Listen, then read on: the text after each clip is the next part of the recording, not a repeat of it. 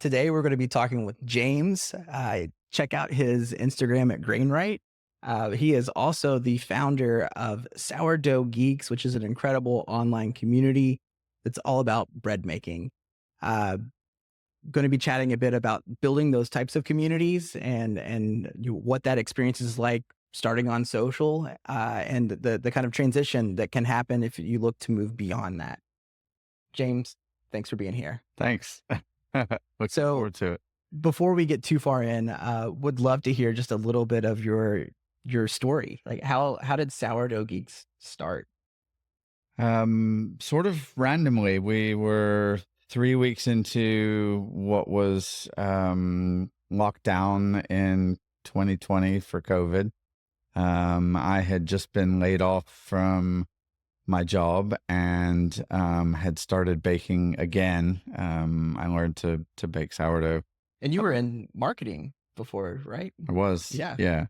So worked for a marketing agency, former chef. I had, baked sourdough many years previously, but really hadn't touched it in years. And so yeah, I started baking again and really just started a group on Facebook as a means of talking to other chefs, bakers, friends of mine that I thought might be interested in, and just kind of talking shop about making bread, and didn't really think much about it until years later when it kind of from dozens and hundreds to what are we up to today? So about 640,000 people. Wow.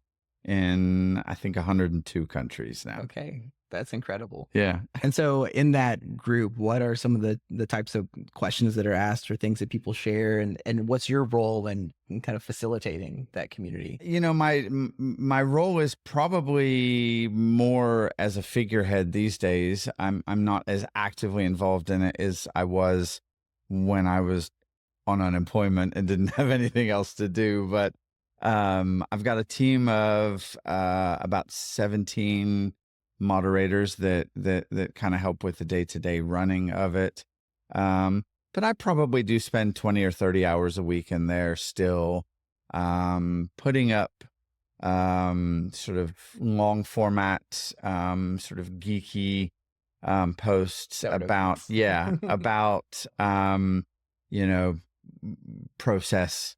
Really kind of, I don't know, we like getting down into the weeds of the science behind it.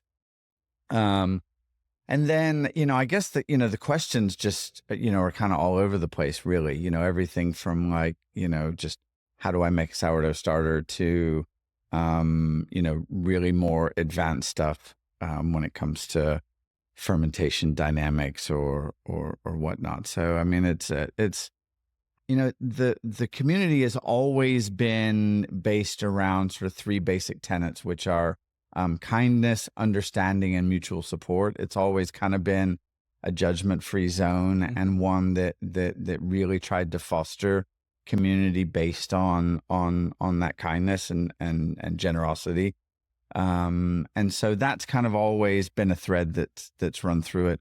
It's just gotten exponentially larger at this point. So it's I think one of my favorite things about the internet is if there's something you're into, chances are there's someone else out there that's into it also. And so, I mean, communities were such an important part of the early web, and I think now more than ever, they continue to be a really important way to bring people together, especially during the pandemic. I think everyone was starving for community and connection when, it was hard to do that out in the real world. For sure. But I think it's incredible to see what you've done. I think this thing's got a lot of legs. And you and I've had conversations. You're looking to go all in on this thing. So I know that's a journey. And it's a lot of work. That's a big transition. I think, one of the things you and I've talked about, the community started on Facebook. And that's really allowed it to get to where it is now. But as you look to take more control over how you manage that and monetize that, as you look at how you might gate certain things and find your top fans or your most engaged folks where you can make this a business, you've had to explore some other options. And so would love to hear you talk a little bit about what were some of those pains with the kind of social only approach, Mhm. and what were some of the things that you were looking for as you look to make that jump to have your own home base, Sure. something that you own, you control. Yeah. I mean, I think that that's kind of, one of the inherent, realities about Facebook is that, there's a tremendous amount of people who are on there. But, you don't have control over anything. You don't really have access to even necessarily accurate insights or metrics. And there's really no way to segment your audience at all. It tells us that we have, people in this many countries, but there's no way that you could, for instance, send out a communication just to people within the United States or within another country as well. So there's no, it doesn't have a lot of flexibility. And it really was a journey in terms of finding another platform as well to be able to build something on. Like you said, I have a background in marketing and with sort of web development agencies as well. So I I had some knowledge and understanding there. We kind of started with what was a now defunct app called it was a food and drink app that was kind of built around the idea of group chat the way that WhatsApp I see. started doing things, and we were on there for about 6 months, and then they kind of went under, and so we were looking to pivot, and at that point we set up on Ghost, which kind of started as an alternative blogging platform to WordPress that was more kind of like, focused more on content than on, plugins and Yeah. functionality. A lot of communities rely on newsletters, and it's that communication Yeah. piece, and it can be written more so than other formats. Substack, I think, is a great example. Yeah, and I think that Ghost is kind of like is like blogging and Substack, combined into one. So all of your posts would also go out as an email newsletter, and it allowed us to have people at different tiers of membership as well. So it was kind of the first step in doing that. But of course, there was a lot of limitations that it had as well. And then in looking to kind of set up a private group chat, we moved to Slack for a little while. Okay. Really kind of struggled with usability for that. I mean, I think that people who have worked in an agency environment or a If you work corporate in tech, environment, yeah, then you're used to using Slack, but I don't think that the average person out there really understands Slack at all. And so probably more the WhatsApp crowd. yeah. And so we quickly pivoted back to Facebook actually, Okay. and just set up a little private group within Facebook. Was that Messenger? Yeah, we had a private group and we had a private group chat using Messenger that were kind of connected. And they're still kind of around that early group and group chat. It's kind of we're not allowing any new members in it, and so it's just kind of become its own thing of the the OG Yeah. 200 people that joined, and there was kind of I don't know, there was a sense of kind of early camaraderie that was formed there that I didn't want to just completely break up, and so that Messenger chat kind of lives on today, and there's still a lot of back and forth on there as well.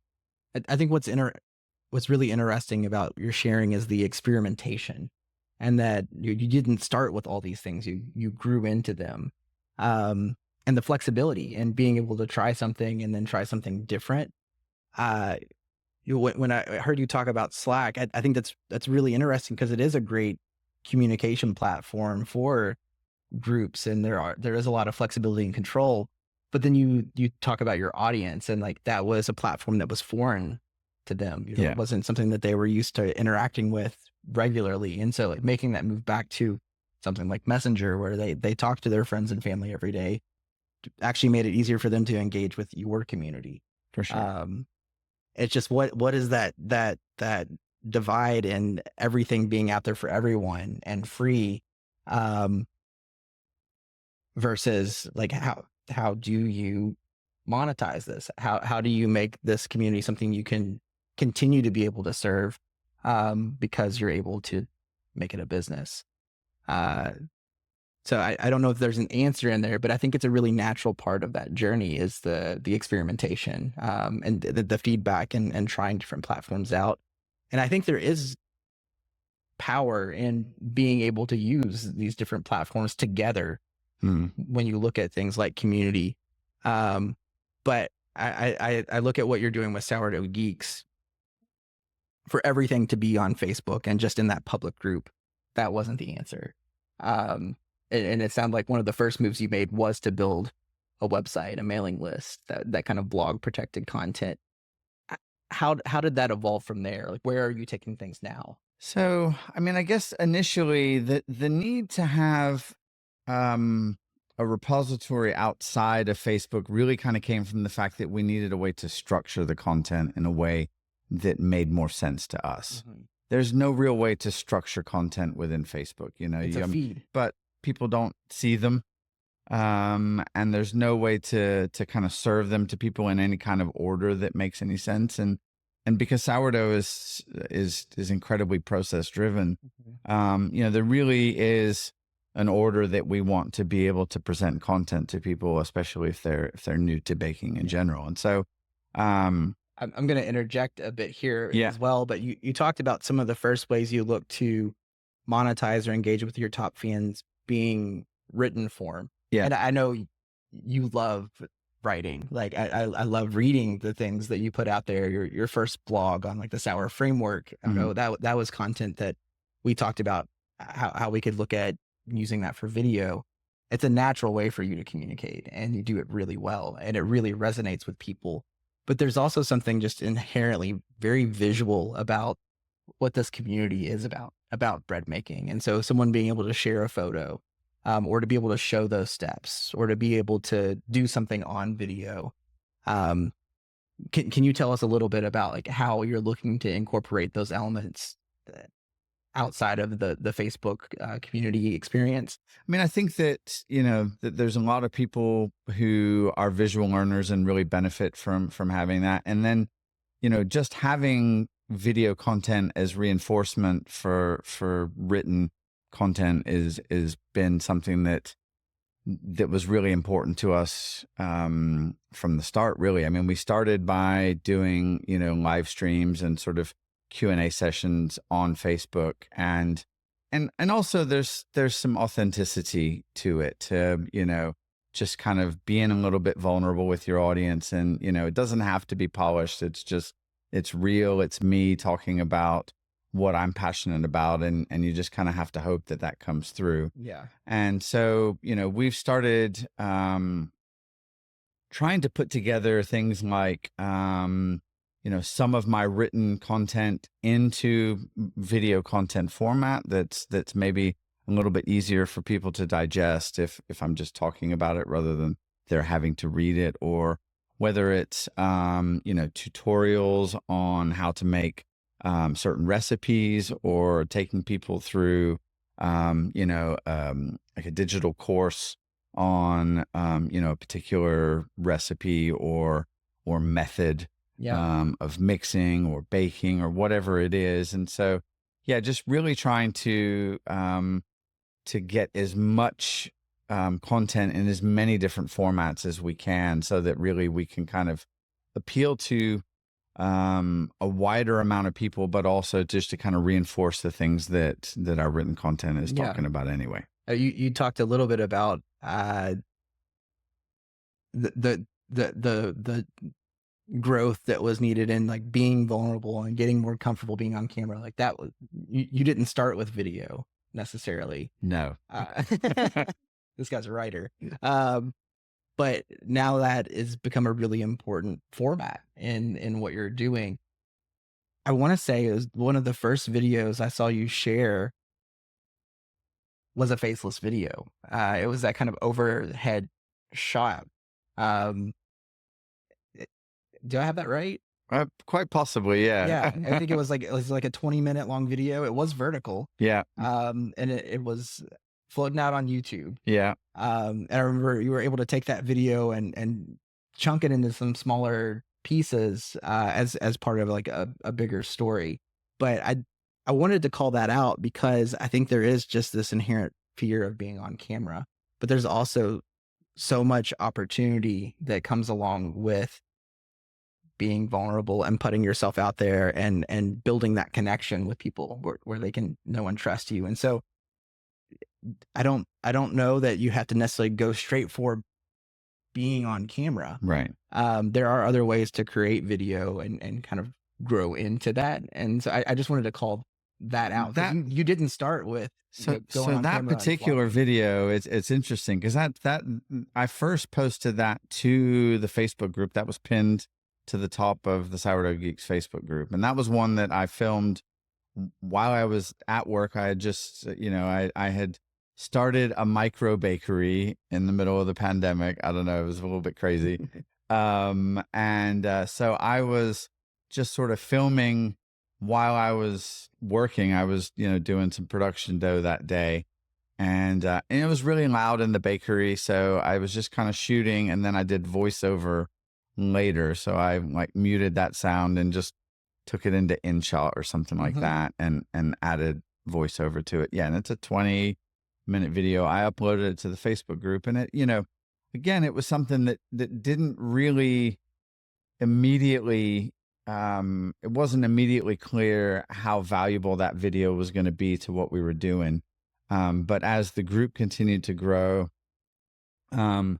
that video began to just resonate with more and more people. And I mean, to this day, I think that it's been shared about 600 times.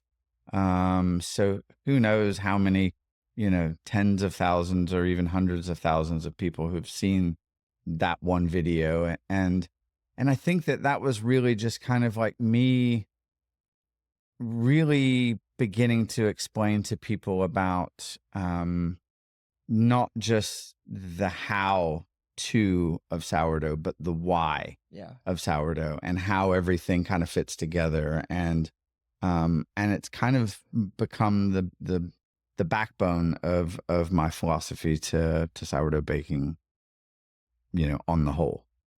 I love that so much. There's some of the other conversations we're having over this podcast series, and we've talked about things like you can't just market your products and services or the thing that you do. People want to know your why. And in the world where it's getting noisier and noisier, being able to make that connection is the thing that's bringing people in.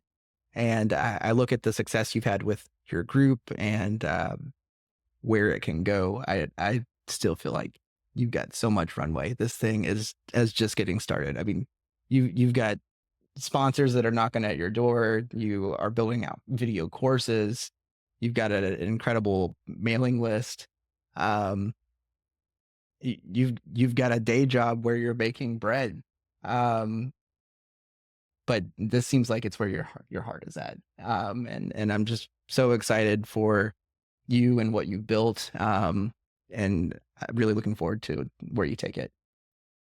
It's been a heck of a ride so far. And yeah, I'm a production baker today, but I don't have that much production baking left in me. So my hope is that it does have a lot of runway left, and that we can move over more into the, educational and consulting space. And really just like, using, like you said, that it's been a learning experience. We've been really flexible with what tools that we use. I've always been sort of platform agnostic, and haven't really been, married to any particular ideas. And we've just kind of figured it out as we've gone along, and we've stumbled and taken some different directions at times, but the community's been really supportive and just continues to show up for us. So yeah, I'm excited for the next level. All right. And where can folks go to learn more about Sourdough Geeks? Yep. You can go to sourdoughgeeks.com or check out the public Facebook group, which is Sourdough Geeks on Facebook. And you can also find us on Instagram at Sourdough Geeks. Great. Thanks, James. Thank you, Nick.